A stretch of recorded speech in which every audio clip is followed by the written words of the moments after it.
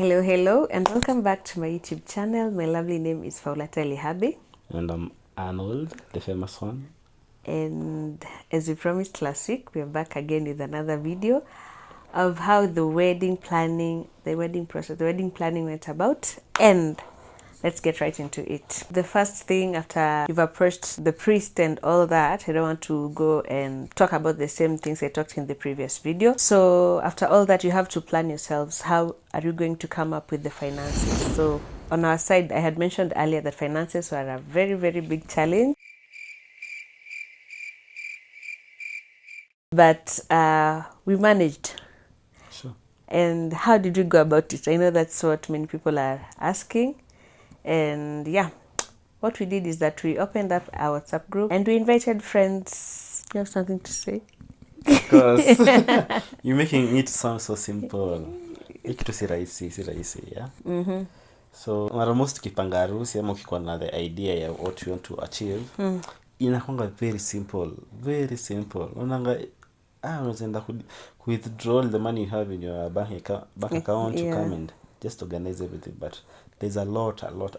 Actually, I learned a lot during that moment. Yeah. So I can become a good wedding planner.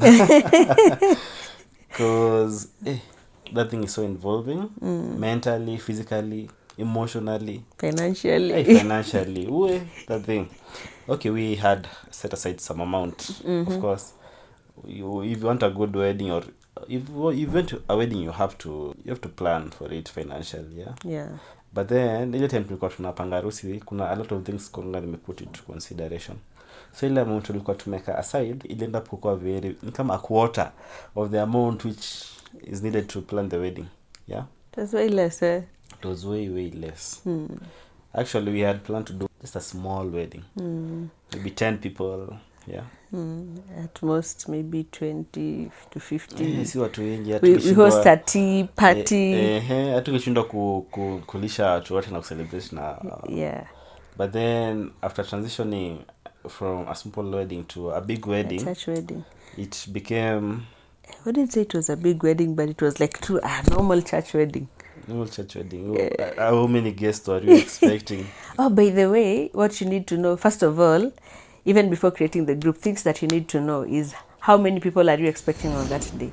So it's like upon us, my friends, his friends, like we sit down, we kind of just take a look. How many friends is he going to invite? How many am I going to invite on my side? Family members. And then we come up with an estimate of like around... we came up with like, we started at 100, tukafika 200, kidogo tukafika 300, sindio? So we were working with 300 to 350 guests.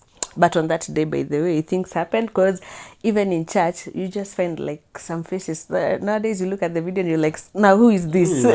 He doesn't know the person, I don't know the person. Like, some people are just strangers from around, wamesikia kuna harusi kwa church, they will just come. They will even go to the reception, and there's nothing you can do about it. I'm trying to assume some people didn't them because they might be our friend, our parents' friends. Oh yeah. Our relatives' friends. Yeah. Maybe a relative called the neighbor. Yeah. So when you're planning a wedding, if you say like you're sure you will have 300 guests, just push the number up to maybe 350 to be on the safe side, because if you calculate with an exact figure, it may become a problem on your side. Yeah, especially mambo na budget, food, hata the venue, because nilirealize hata watu wa deco na hiyo venue wanaikanga exact number of seats zenye umewambia, ama wanaweza ongeza kidogo. So it's just good to be on the safe side. At least unaikanga ka allowance kidogo. Yeah. So you inge call in for more cash. Yeah. We needed more cash. Our budget hangeruhusu tufanye hizo vitu zote. Yeah. So we had to involve our friends. Yeah. People call on you in different times, and you help as a friend where you can. So in the same way, we were also going back and asking our friends if they could help us. Of course, not everyone comes on board. We had to ask before we add someone into the group. It's very, very important. So it's courteous. Yeah, so not everyone actually accepts for various reasons, and you also need to be in an understanding position, because sometimes someone is going through a lot, and they are not able to help you at that particular time, but it's not that now the friendship has to end. Don't focus so much, don't base your friendship on whether atakusupport ama atakusupport. Exactly. So don't have too much expectations. Sometimes unafikiria ni mabesha atakusaidia, sometimes it's the strangers who do much more, but it's just life. You learn. Sometimes your friends are not in a good position to help you, and you also need to understand that they are in that point in their life. So if you are there, you want to plan a wedding like us, maybe umekuwa kipango kifikiria pesa yako itakusaidia, itatosha. Siku hii ya kupangilia na kuja kupata pesa, it's not enough. When you decide to request friends, support from your friends, remember that it is courteous to always ask them. Secondly, remember that si lazima support you. Si lazima. Everybody is dealing with something. True. So si ati ni lazima. So sometimes if they're not in a position, just it's understand okay. them. Kitu ingine ni if you're saying that someone is planning for something, I think it's also good to have a committee. Nasikianga tu unaenda mahali, there's an event, kumekuwa na committee. I never used to understand what they were doing, but now when you came to the wedding, you find that you have to find that committee, there's that main committee group, and then there's this subsection, a smaller group. Sasa hawa ndio they're doing all the planning, all the organizing, wanakusaidia na kutafuta the service providers. Na some of the service providers you need your food, deco, photography, maybe transport, tegemea.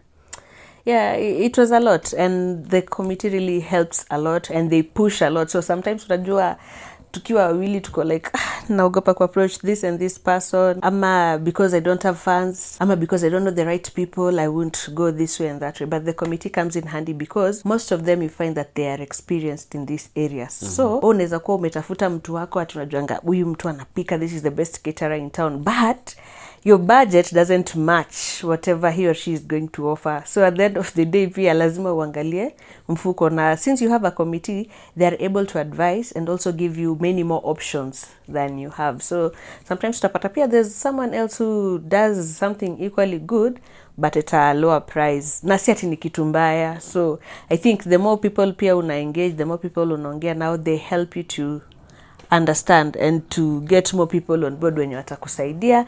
They'll also be able to save a lot and maximize.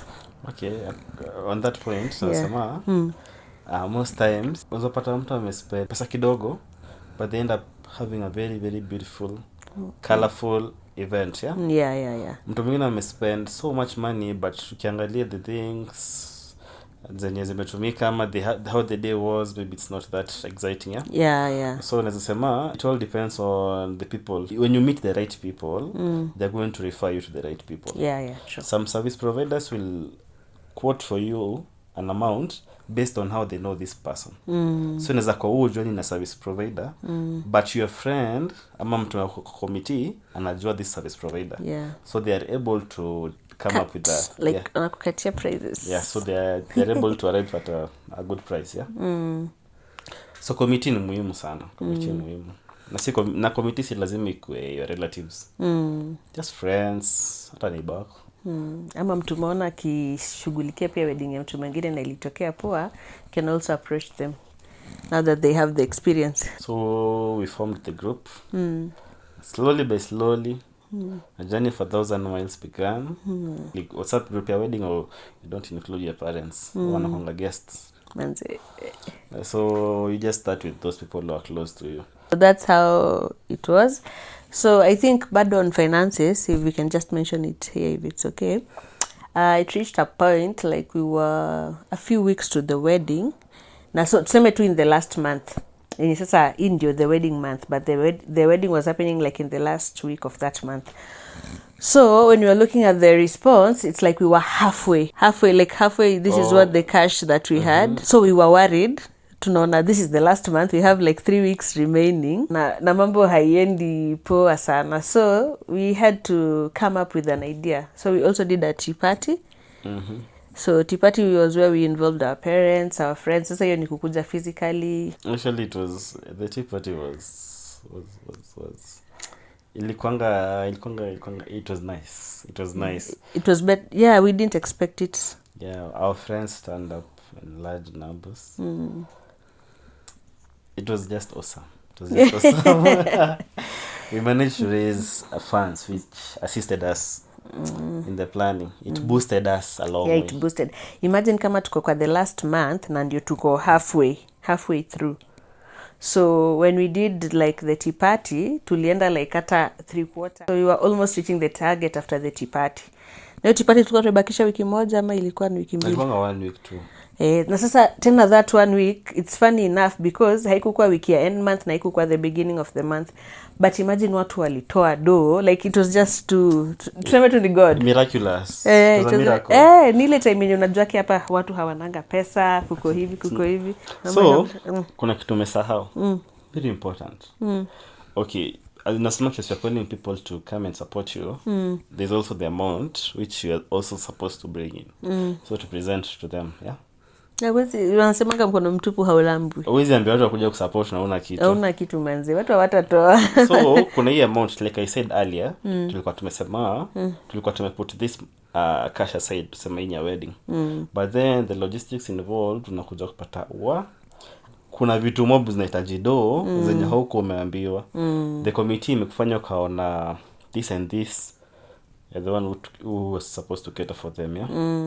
So you also have to pledge, apart from your finance your personal items. You have to pledge pesa yenye itaingia kwa group, kwa treasurer kwa group. Wewe ndio unafunguanga list hapo. Sasa si pesa yako ya vitu zako, ni pesa ya group, because hii pesa inakuanga na people contribute for, inakuanga na finance hizo vitu general things, si zako personal. Rings you have to buy them for yourselves, your clothes you have to buy them for yourselves, and other things.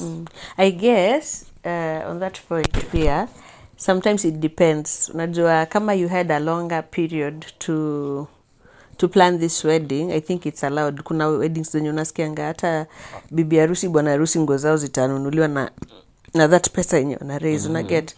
Basa pia sisi tulikuwa na time kidogo. So our clothes we had to sort ourselves out. Our personal effects, essentials, vitu zote tunahitaji that day have kujisort. So committee tu ni kama tuseme tukitoa hiyo dot kwa tunalipa tu the general things. The food which will be eaten by your guests, entertainment, nini hizo vitu za kujibamba hiyo siku. Everybody. So we had pledged our cash. The wedding is approaching and we haven't completed. Nakumbuka tulikuwa tumaliza do yetu. So do imepotea. Money was not coming in. I don't know what was happening. Manze vitu zinafanyikanga hiyo time, you don't understand. Pesa haipatikani, kazi saa hiyo unapata kama you are doing something unasikia all of a sudden mmesimamishwa for no good reason. Like hata explanation mnapewa hazi make sense. So it's also a period for you guys to like just pray. If you can just have people praying for you and you pray for yourself, because there's a lot that happens behind the scenes that we don't know. You can't see with physical eyes. Manze. Unasemanga ni spiritual battles. So at this time do ilipotea. Job hakuna. Hata wale wenye manzo walikuwa na pesa zako hawaongei. Okay. So hawashiki simu. So I remember we had to sell a gadget. Manze. Yeah. For those who have interacted with me, I'm a photographer. So you can book me now. Yeah. Book me. So at that time I had to sell one of my gadget, which at that point it was important, but then I saw that it will bring money quick, since it's an essential item for camera. So I had to sell my lens ya camera, a lens which I had bought with so much money. It's like you're doing it with a throwaway price because it's like you're sort of desperate in a way. Unajua? I felt bad. And I remember at this point kuna time nilikuwa nimechukua hiyo lens nikaipost kwa GG, kwa Facebook group ya photographers. Mse manzi angekoniwa hata si mara moja. The last time I had to go with him because now I was getting worried. So what happened? Ulienda like ni 2 or 3 people uli meet. Alafu by the way, I think there's always a red flag. Ukipost kwa those sites za kuuza, I'm not saying that everyone is bad, but from that experience these weird guys were just calling with Airtel numbers. So every time tulikuwa tunaona tu an Airtel number, tunajua tu this is not a legit person. It's either ana plan kukuibia au asi wanakwambia enda BNB, anakwambia kuja kwangu, kumbe nika BNB amebook tu, alafu wanakuwekea madawa or something. So uzuri ni kuna place alikuwa anaenda kuuza, na kuna another photographer alikuwa come across that same person with that same number, na alikuwa ameshare kwa Facebook the same experience. So tukaona kwa Facebook and we were like, kai, aki vitu zingine tu ni Mungu alituokoa. So this guy had called me and he fake accent, unajua ni kamzungu. Fluent English. Unajua this guy ilens inaenda because you are also selling at a good amount. So later on mkiongea I remember before nikuje kuona hiyo post alikuwa amesuggest twende tukamit tao around Koja area. Alikuwa kiniambia sije kuna building hapo niongee na Soja ni direct nipande lift ni hiyo floor yako juu kabisa. So apparently we had gone for shopping tao kuangalia vile nguo inaendelea everything else. Jioni kuingia Facebook unaona somebody ana read the same story the same number. So yes ni God tu. God. So after hiyo bado sikupata sela. I continue waiting. Saa ile press ilikuwa nimeweka nikashukisha kidogo sasa. Then at least kama kuna mtu ananunua manze.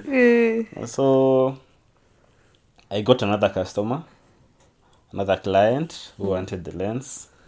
So we conversed, then this guy tukaenda kumit na yeye. Ilikuwa ngawapi? Ilikuwa Kikuyu ama ilikuwa aliniambia nipande gari niende. There's a place tu alikuwa na meet two weird places. Yeah, but since I was kind of desperate, I went.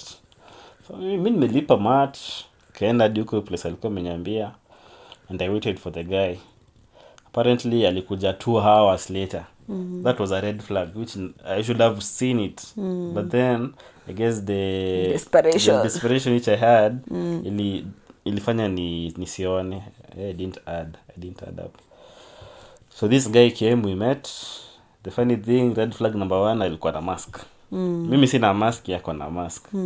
So we spoke. Akaniambia niende kwa gari yake. Akaangalia lens na camera. Hiyo gari ya watu, mwache kuingia gari za watu hivi. Ni bahati ya kukuwa na madawa hiyo siku. Akiwa lie. So this guy, asa mimi si nikaenda. I believe in my God. So tukaenda, the guy akaangalia kamera, nikamtolea. Apparently siku pia akaangalia lens. Apparently the same day nilikuwa nimeenda na kamera. Ndio attest the lens aone inafanya. The guy akaangalia kamera, akaangalia lens, akatest na kamera akaona iko perfect. So this guy told me, "Si you leave this bag here, I go take the money, ndio nikupatie, tumalizane." So apparently pay at the same time tukiongea alikuwa anapigia mtu simu na anamwambia, "So nitumie ile do niko na yeye hapo sasa hizi nitumie." So ni kama alikuwa akifanya, ni kama anajaribu kuni convince there's money. So this guy told me to leave my bag there. Tuende tukachukue do tumalizane. So actually alikupeleka place kama mall hivi. Unajua it's a busy place. So mkishuka gari mumeenda, it's like the plan was he leaves his bag and his belongings in the car. While light they go to the place where he was withdrawing, ampatie the cash. Alafu si wangerudi pamoja. But this guy, the plan was aingie ajifanye nikaenda withdraw, maybe atoke na another exit. Aingie kwa gari, a drive na aende na the belongings. Aende na kila kitu manzi. Ingekuwa zero. So ulikata kuacha bag. So sikuacha bag. I guess instinct zangu zilikataa, so nikamwambia hapana, let me go with all my things. You go give me money. I give you the lens since you've already checked it's working perfectly. So this guy akaniambia okay twende. Tukafika kwa gate ya mall, akaniambia wait for me there. I go, I take my money. I take the money from the office, then I come. Guess what? He never showed up. The guy never showed up. I pick calls. Nikaenda nikaangalia pale gari ilikuwa, the car was not there. So ni God. So it happened, but a few days later I got another client. But this guy, this time it was a Safaricom number. Finally. But I also had to go with him because I was getting worried. So utasema kuna itangaje Kismart. Kama Kismart, manze tulienda na kauza once. So that's how we managed to clear the amount which we had pledged. Yeah. Yes. So Safari bado. It's not easy, but when you just start and you believe and you play your part, sometimes nika una encourage the other people pia wanapata sai wanawachangia, it's not bad. Alafu at first, by the way, me, I'm not that kind of person wakuwa like akisiu nichangie. I think sometimes I find it embarrassing, and I know I'm not the only one. Ati unanyenyekea unaambia tu kila mtu akupedo, but wedding ilinifunza kuwa humble, manze.